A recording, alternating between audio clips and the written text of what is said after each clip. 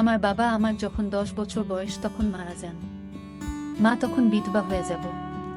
তারপর থেকে চাচা আমাদের বাড়িতে আসতো বাজার নিয়ে। আমি ছোট হলেও বুঝতাম চাচার এত দরদ কেন আমাদের প্রতি। একদিন রাতের দৃশ্য দেখে আমার এমন মনে হলো যে আমি এই পৃথিবী ছেড়ে চলে যাই। তাহলে মূল গল্পটা বলি। আব্বা মারা যাবার 4 মাস না যেতেই হেলিম চাচার আমাদের বাড়িতে রোজ যাতায়াত শুরু হয়েছে। চাচা আসলেই মা ভাত বসাতেন বা চায়ের পানি চড়াত। চাচা আসার সময় হাতে করে বাজার নিয়ে আসতো, ব্যাগ ভর্তি বাজার।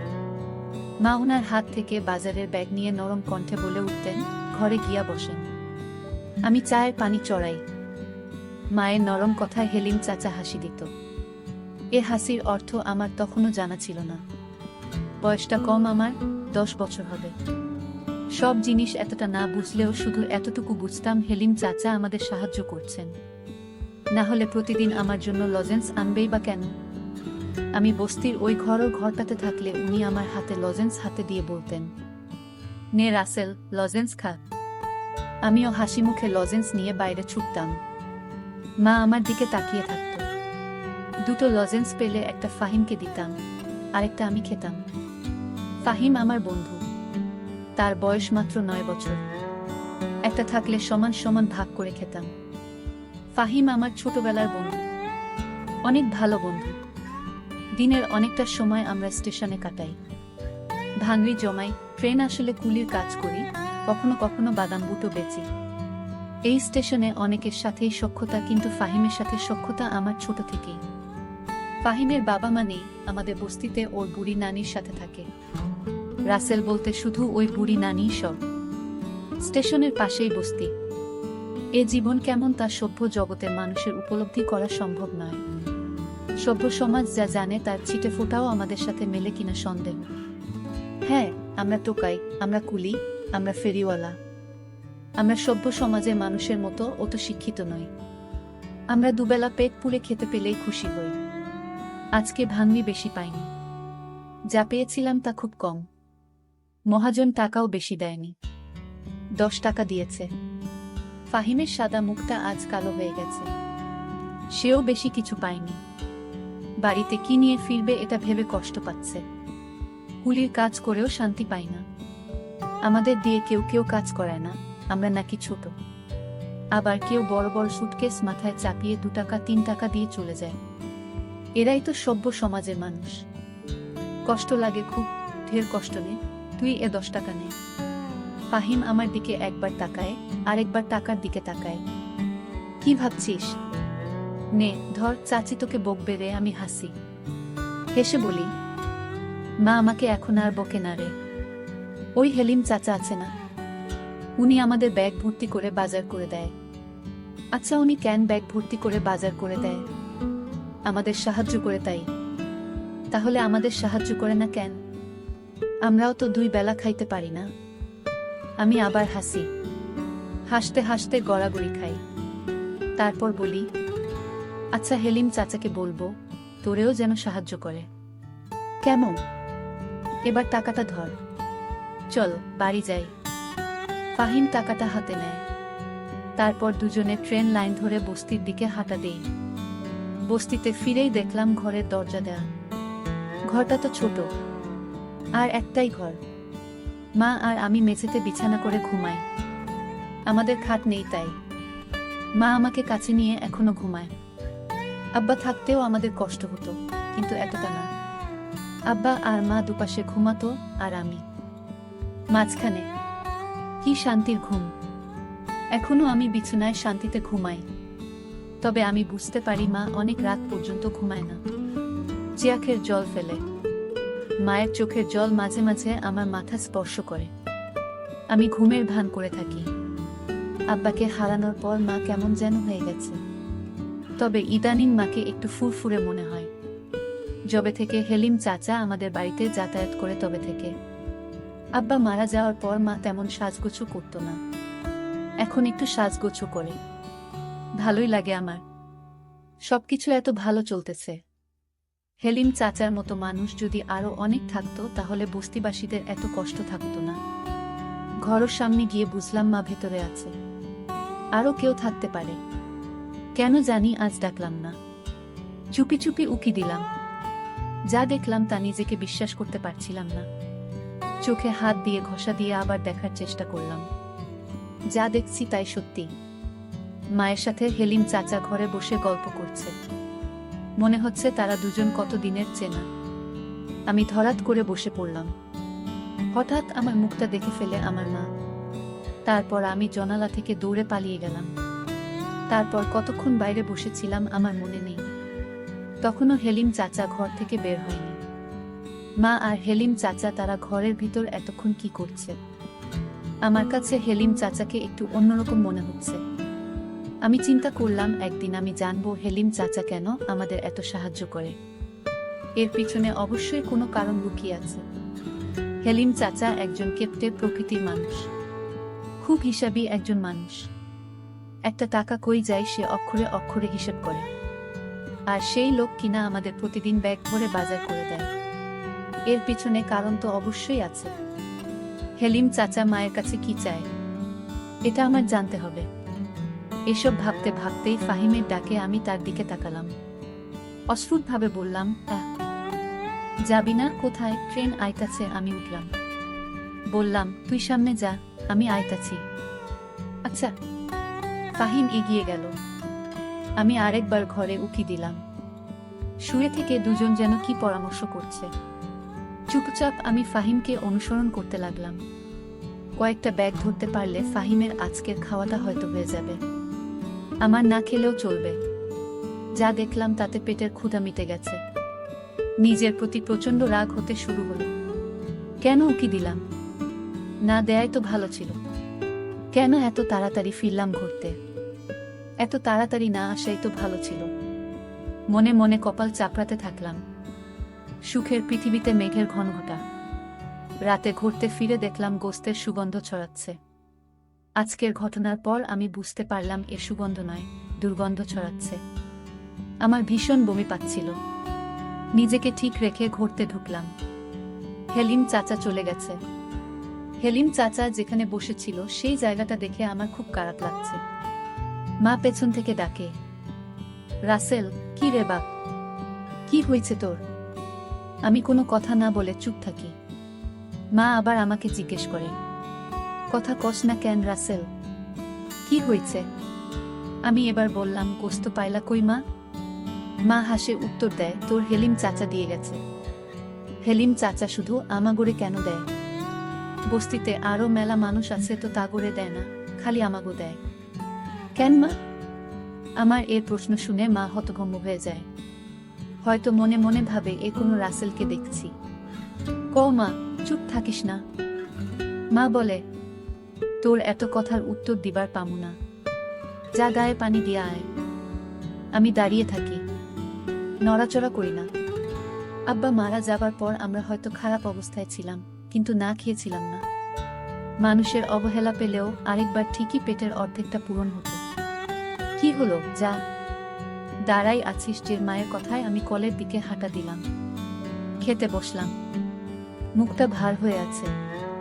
সামনে গরুর গোস্ত, ডাল আর ভর্তা। আমি শুধু ডাল আর ভর্তা নিলাম। মা অবাক হয়ে জিজ্ঞেস করলো, গোস্ত নিলি না বাপ? আমি স্বাভাবিকভাবে বললাম, না মা। কেন? তোর না গরুর গোস্ত মেলা পছন্দের, সেই জন্য তোর হেলিম চাচাকে গোস্ত আনতে কইছিলাম। নে খা, আমি দিতেছি। মা গোস্ত দেওয়ার জন্য চামচে গোস্ত তুলে আমার পাতের দিকে ধরল। আমি প্লেটটা সরালাম। কি হইল বাপ? নে না মা, খামো না।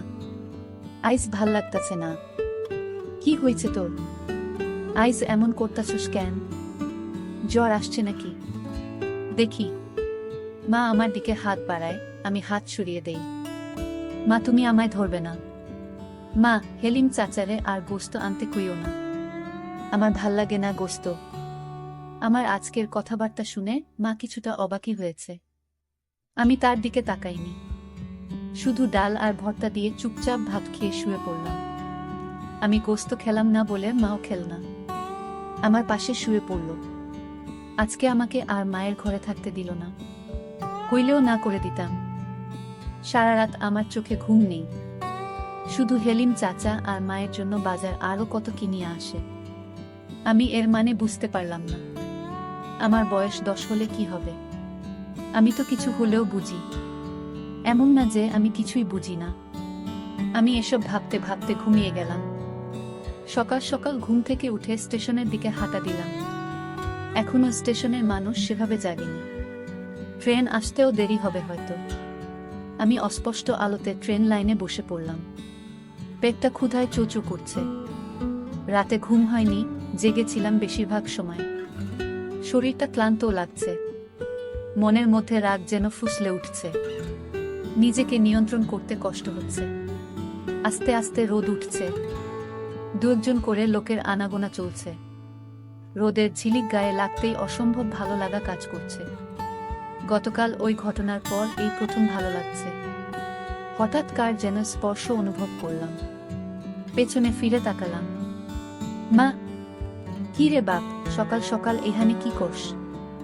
এ কথা বলে মা আমার পাশে বসে পড়ল। আমি নিজেকে নিয়ন্ত্রণ করার চেষ্টা করছি, যাতে মা কিছু বুঝতে না পারে। কে যেন বলেছিল, মা খারাপ হলেও সে মা। মায়েদের কাছে তাদের সন্তানরা রাজপুত্র। আমি জানি মা আমাকে কতটা কষ্ট করে মানুষ করছেন। হঠাৎ বাবার মৃত্যুটা আমাদের ভীষণভাবে কষ্ট দিয়েছে। মাকে আমি ভালোবাসি, খুব ভালোবাসি। আমি মায়ের দিকে তাকালাম। সকাল সকাল ঘুম ভাঙলো তাই এইখানে বইসা আছি। তুই এইখানে কি করিস মা? মা হেসে বলল, তোকে বিছানায় পাইলাম না। ভাবলাম কই গেল পোলাটা। কই আর যামু মা? আমার তো যাওনের জায়গা নাই। মা আমাকে জড়িয়ে ধরে হুহু করে কেঁদে উঠল।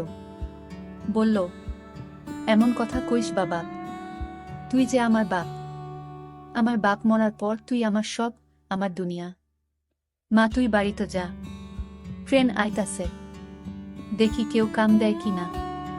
মা আমাকে ছেড়ে দিয়ে বলল, তাড়াতাড়ি বাড়ি আয় বাপ। চাল ভেজে চা করি। আচ্ছা মা। মা চলে গেল। আমার মনটাও নরম হয়ে গেল। মা তো মাই হয়, মায়ের কাছে দুনিয়ার সব কিছু মিথ্যা। মা এমনই একজন যার মুখের দিকে তাকালে সব কষ্ট যন্ত্রণা ভোলা যায়। ট্রেন আসলো। আমি দৌড়ে গেলাম। যাত্রী আছে কিছু। কয়েকজন ভদ্রলোক নামছে। আমি এগিয়ে গেলাম। স্যার, সুটকেস, ব্যাগ ধরতে হইব। কালো কোট প্যান্ট পরা লোকটা বলে উঠল, পারবি তুই? অনেক ওজন কিন্তু। আমি হেসে বললাম, পারমু স্যার, এটাই তো আমার কাম। আমার কথা শুনে সুটকেসটা মাথায় তুলে দিল। আরেক হাতে আরেকটা ব্যাগ। আমি ওনাদের সাথে সাথে যাচ্ছি। স্টেশন থেকে বেরিয়ে দেখলাম একটা গাড়ি, 4 চাকার গাড়ি। খুব সম্ভবত সাহেবদেরকে নিয়ে যাওয়ার জন্য এসেছে। এখানে রাখো। আমি দাঁড়িয়ে পড়লাম। আমার মাথা থেকে সুটকেসটা নামিয়ে নিয়ে বলল, নাম কি তোর? রাসেল। দারুণ তো। কয় টাকা দেয়া লাগবে? বিসমিল্লাহতে আপনি আইছেন, যা দেবেন তাই নিমু। লোকটা হাসল। হেসে বলল, যা দিব তাই? জি স্যার। একটা 5 টাকার কয়েন দিয়ে বলল, চলবে তো? আমি মনে মনে লজ্জা পেলাম। লোকটা হয়তো বুঝতে পারল। আমার হাত থেকে কয়েনটা নিয়ে 50 টাকার একটা নোট দিয়ে বলল, নে, এটা রাখ স্যার, আমার কাছে তো ভাঙতি নাই। পুরোটাই রাখ। আর কখনো বলবি না যা দেবেন তাই নেব, না হলে ঠকবি, বুঝলি? আমার মাথা নাড়ালাম। লোকটা তার ফ্যামিলিকে নিয়ে গাড়িতে উঠে চলে গেল। আমি 50 টাকার করকরে নোটটার দিকে তাকিয়ে দেখলাম। স্টেশনে আসতেই আরেক সাহেবের ডাক আসলো। আমি দৌড়ে গেলাম। স্যার, কিছু ধরতে হইব। হ্যাঁ, এই সুটকেস দুটা নে।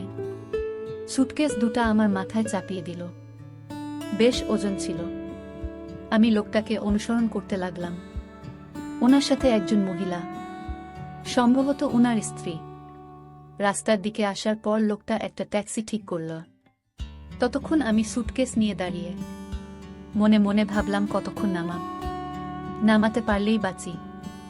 সুটকেস দুটো নামিয়ে উনি আমাকে 10 টাকার একটা নোট ধরিয়ে দিয়ে বলল, নে। আমি টাকাটা হাতে নিয়ে বললাম, আর 10 টাকা দেন স্যার। কম হয়ে যায় তো? আর 10 টাকা মানে? একটা সুটকেস 10 টাকা, দুইটা সুটকেস 20 টাকা। 10 টাকা দিচ্ছি, এটাই বেশি দিচ্ছি। যা ভাগ। লোকটা কর্কশ কণ্ঠে বলে উঠল। আমি নরমস্বরে বললাম, স্যার ঠকানো হয়ে যায়। এ কথা শুনে আমাকে তাপ্পড় দিয়ে বলল, পাজি ছেলে, মুখে মুখে তর্ক করিস, 10 টাকা দিচ্ছি, এটাই বেশি। এ কথা বলেই উনারা ট্যাক্সি করে চলে গেল। আমি মাটিতে পড়ে চেয়েই থাকলাম। গা ঝাড়তে ঝাড়তে ভাবলাম, দুজনের মাঝে কত ব্যবধান। একজন কত বিনয়ী, আরেকজন কত বাজে লোক, অথচ দুজনই কোটটাই পরা। আল্লাহর এই দুনিয়ার কত খেলা যে চলে তার শেষ নেই। বাড়িতে ফিরে দেখলাম ফাহিম মায়ের পাশে বসে আছে। মা চাল ভাজে। আমি তাদের পাশে বসে পড়লাম। ফাহিমকে বললাম, সকাল সকাল তুই? ফাহিমের মুখটা কালো হয়ে গেল। মনমরা হয়ে বলল, দাদির জ্বরটা বাড়ছে, বিছানা থাকি উঠবার পারে নাই, ক্ষুধাও লাগছে। ফাহিমর কথায় মা বলল, দুপুরবেলা এখানে ভাতও খাইস ফাহিম, জেঠাইমার জন্য নিয়াও যাইস। ফাহিম এবার একটু স্বস্তির নিঃশ্বাস ফেলল। আচ্ছা চাচি। চা আর চাল ভাজা খেয়ে ফাহিম সহ স্টেশনের দিকে ছুটলাম। কিছুক্ষণ পর ফাহিম বলে উঠল, তোর পেছনে ধুলা কেন? আমি পেছনে ফিরে তাকালাম। দেখলাম সত্যি সত্যি অনেক ধুলো। ঝাড়তে ঝাড়তে বললাম, এক সাহেব বেটায় ধাক্কা দিয়ে ফেলে দিচ্ছে। ধাক্কা মারছে কেন? 2টা সুটকেস জন্য 10 টাকা দিচ্ছিল, 20 টাকা চাইতে ধাক্কা মারল। ফাহিমর মনটা খারাপ হয়ে গেল। আমি জানি আমার জন্য ওর অনেক মায়া, অনেক টান, অনেক ভালোবাসে ও আমায়। আমি 50 টাকার নোটটা বের করে ওর হাতে দিয়ে বললাম, নে ধর। 50 টাকার নোট দেখে অবাক হয়ে আমার দিকে তাকালো। এত সকাল সকাল 50 টাকা কই পাইলি? আমি সহাস্য মুখে বললাম। আরেক সাহেব বেটায় খুশি হয়ে দিছে। নে ধর, দাদির জন্য ওষুধ কিনিস। মুহূর্তেই ফাহিমর মনটা ভালো হয়ে গেল। হাসি মুখে বলল। বিকেলে বাড়িতে ফিরে দেখলাম চুলোর পাশে হেলিম চাচা বসে আছে। মা চুলো ধরিয়েছে। আমি আসার আগে বাড়ির আড়াল থেকে এতটুকু শুনলাম যে মা হেলিম চাচাকে বলছে, আপনি এ বাড়িতে আসবেন না। মাইনসের কথা শুনতে হয়, মাইনসি কি তেরে ভাত দেয় পারুল? পারুল আমার মায়ের নাম। তাও হেলিম চাচা বলল, চল কাজী অফিসে, তোকে বিয়ে করে ফেলি, রানী করে রাখব তোকে। আমার বিয়ের ইচ্ছা নাই। তাইলে কি বিধবা হয়ে থাকবি? এ কথা শুনে মা চমকিত হয়ে গেল। হেলিম চাচার দিকে বিষণ্ণ দৃষ্টিতে তাকালো। মায়ের এ চাহনি দেখে আমার মায়া হলো, বড় মায়া। হেলিম চাচা বলে উঠল, বিয়া করতে চাইতাছি, তাও তোর হয় না নাকি? আমার বাড়িতেও আমার আরো বউ আছে, যে তোরে সুখে রাখবো না, তাহলে আমার রাসেলের কি হবে?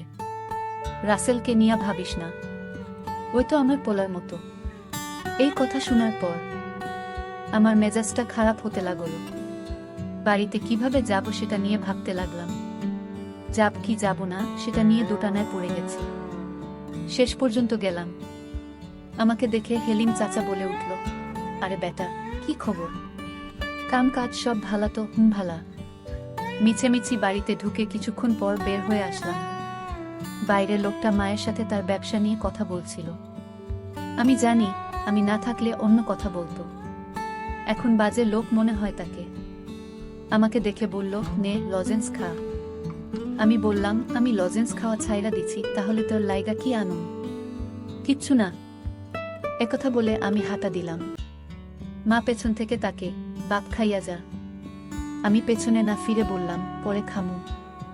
মনে মনে ভাবলাম, থাকো তোমরা সুখে, আমার যেদিকে চোখ যায় সেদিকেই চলে যাব। মা তখন দৌড়ে এসে আমাকে একটা চর দিয়ে বলল, আমি যা করেছি তোর সুখের জন্যই করেছি। তোর বাপ মইরা যাওয়ার পর যদি তোর চাচা হেলিম আমাদের না সাহায্য করত, তাহলে আমরা ভিক্ষা করতে হতো রাস্তায় রাস্তায়। আর তোর চাচাকে তুই যেরকম খারাপ ভাবিস সে ততটা খারাপ না। তুই মাঝে তোর চাচা আর আমাকে রুমে দেখতে পেয়ে বাজে ভাবে নিছিস। আসলে তোর চাচা তোর বাবার স্মৃতি নিয়ে আমার সাথে কথা বলতো আর আমাকে সান্ত্বনা দিত। আল্লাহ যা করে তা ভালোর জন্যই করে। তোর হেলিম চাচা আমাদের পাশে না থাকলে যে আমাদের কি হতো? বাপ, তুই রাগ করিস না। হেলিম চাচা বলল, ঠিক আছে ছেলে, যেহেতু চায় না আমি তোমাদের সাহায্য করি, তাহলে আমি আর আসবো না। আমার তো বউ সন্তান কিছু নাই। ভাইজান মারা যাওয়ার পর আপন বলতে আপনি ছাড়া আর কেউ ছিল না। আমি তোমার নামে আমার সমস্ত সম্পত্তি লিখে দিয়েছি। তোমরা মা ছেলে ভালো থাকো। আমি চলে যাই। মা তখন আমাকে বলল, বাপ, তুই যেদিন তোর চাচাকে আমার ঘরে দেখে সন্দেহ করেছিলি, ওই দিন তোর চাচা আর আমি পরামর্শ করে আমার নামে সমস্ত কিছু লিখে দিয়েছে তোর চাচা। আমি নিহে চাইনি। তোর চাচা বলল, আপনি আর রাসেল ছাড়া কে আছে আমার? আমি আপনার নামে সমস্ত সম্পত্তি লিখে দিলাম। আর তোর চাচা তো তোর বাপের আপন ভাই, তাহলে তার সাহায্যে পেলে ক্ষতি কি? চাচা তো বাপের সমতুল্যই। তুই আমাদের যেরকম ভাবছিস আমরা আসলে তেমন না, এটা তোর ভুল ধারণা বাপ। আমি কোনো পাপ করিনি। মায়ের কথা শুনে আমি হেলিম চাচাকে জড়িয়ে ধরে কাঁদতে শুরু করলাম আর বললাম, চাচা, আমি তোমাদের ভুল বুঝেছিলাম, মাফ কইরা দিও আমায়।